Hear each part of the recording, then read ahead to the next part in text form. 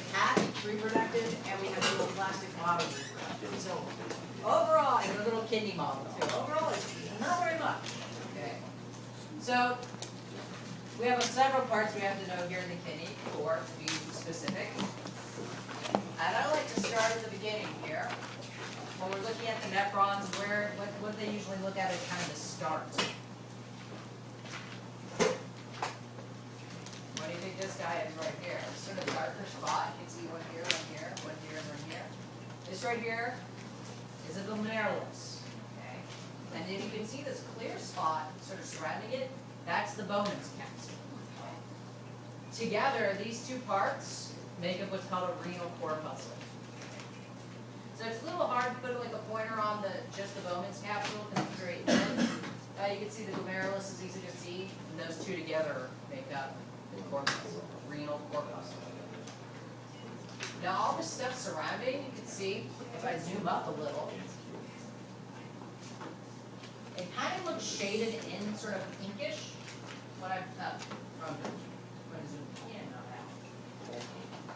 When I zoom in, you can see these sort of, so there's my glomerulus right there, it's a higher mag, but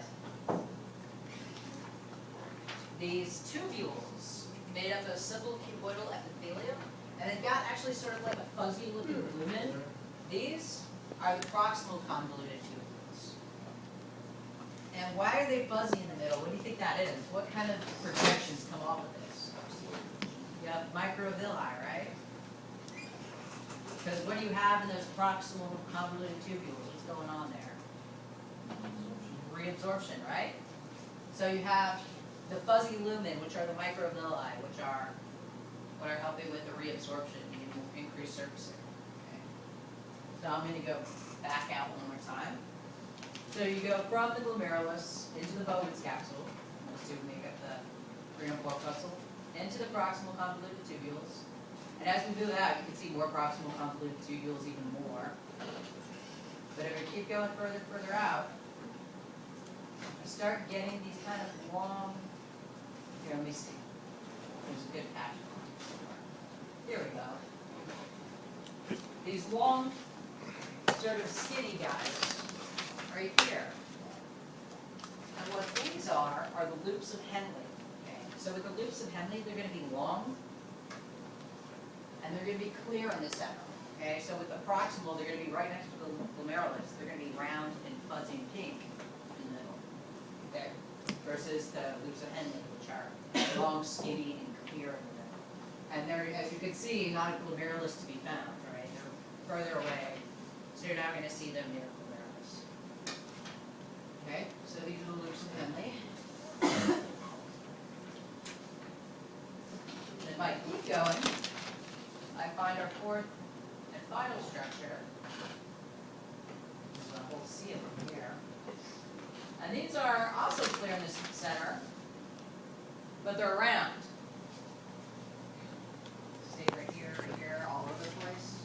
These are the distal convoluted tubules. Okay, so they're also round like the proximals, but instead of being fuzzy and pink in the center like the proximal convoluted tubules, the distal are going to be clear in the center.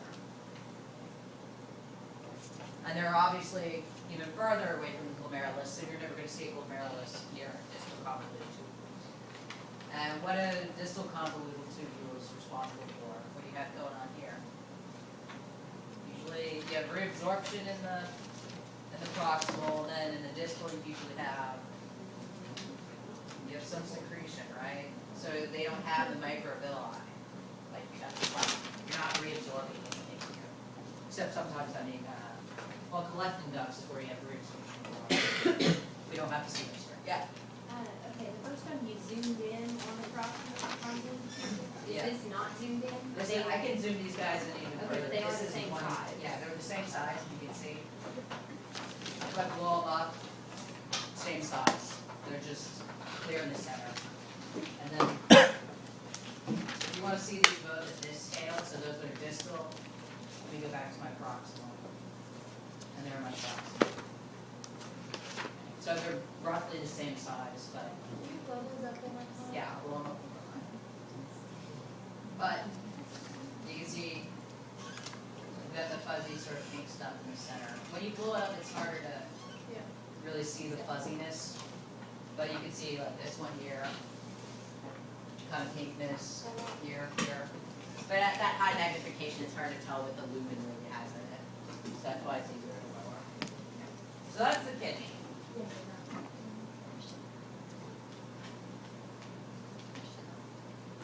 Next one you're going to look at is the bladder. So